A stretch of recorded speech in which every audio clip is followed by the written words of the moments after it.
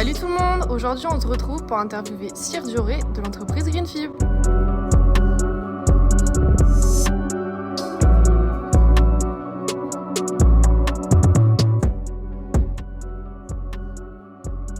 Donc cette matière Greenfib, elle a été inventée par un copain de collège en 2011.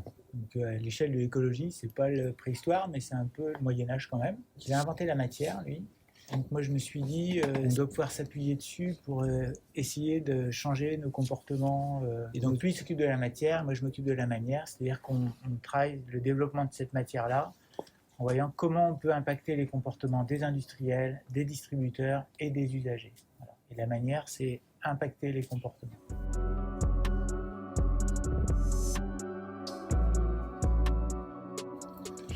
Déjà, il faut être clair dans son projet. Donc, on a passé du temps à bien poser notre modèle industriel pour être sérieux, concret, tout ça. On a passé du temps à améliorer notre discours, en tout cas notre capacité à échanger avec nos interlocuteurs pour les emmener là-dedans, en les respectant et en les titillant. Et puis après, c'est le temps de développement, de commercialisation de notre client et on essaye de les booster pour que ça aille le plus vite possible. Alors en fait, on ne démarche pas, nous, on essaye de partager autant qu'on peut. C'est pour ça que je suis content d'être avec vous aujourd'hui aussi. Et après, quand ça résonne dans la tête de ceux qu'on rencontre, ils viennent nous voir, on essaye d'être visible. Okay. Donc on a beaucoup bossé sur les relations presse dès le début. On a mis beaucoup de sous dans les relations presse, ce qui est un peu bizarre ou débile, on peut penser, mais nous, plus on est visible, plus on peut venir nous voir et nous capter. Et donc c'est comme ça qu'on fonctionne. Donc aujourd'hui, on vient nous voir. On va rarement voir les autres. On va les voir seulement quand on a la possibilité de s'exprimer dans des colloques, dans des congrès, sur des plateaux, etc. Et puis après, on vient nous voir. Là, il y a des belles perspectives. Jusqu'à aujourd'hui, ils ont produit un peu moins de 40 000 montures de lunettes pour Écoutez Voir, qui a 800 magasins en France et qui distribue les lunettes Oxo. Donc ils ont osé être des pionniers. C'est même deux chefs d'entreprise qui se sont réunis, qui ont créé une entreprise, une collection, une marque. C'est courageux d'avoir osé ça. Et du coup, derrière, il y en a qui commencent à suivre. Une bonne nouvelle qu'on a eue hier, je ne peux pas vous dire ce que c'est exactement, mais dans les arts de la table, c'est une entreprise qui a une très belle réputation mondiale et qui veut développer son contenant en mode nomade. Et donc qui allait chercher Greenfib parce qu'eux, ils travaillent une matière qui est plutôt noble. Et nous, on pense que la matière noble du XXIe siècle, elle sera noble parce qu'elle sera écologiquement noble en tant que matière et en tant que manière de la mettre en œuvre. Ça répond aussi un peu à la question de tout à l'heure sur la matière et la manière. Donc on va contribuer à ce magnifique projet avec notre matière. Et pour nous, ce sera aussi une belle preuve de notre cohérence dans la matière et dans la manière de travailler avec cette entreprise-là. Puis on avait un super projet avec une super marque de lunettes. Hop, la boîte a été rachetée par un grand groupe et ça s'arrête d'un coup. Et ça, c'est la vie. Pourtant, on était jusqu'au bout des protos.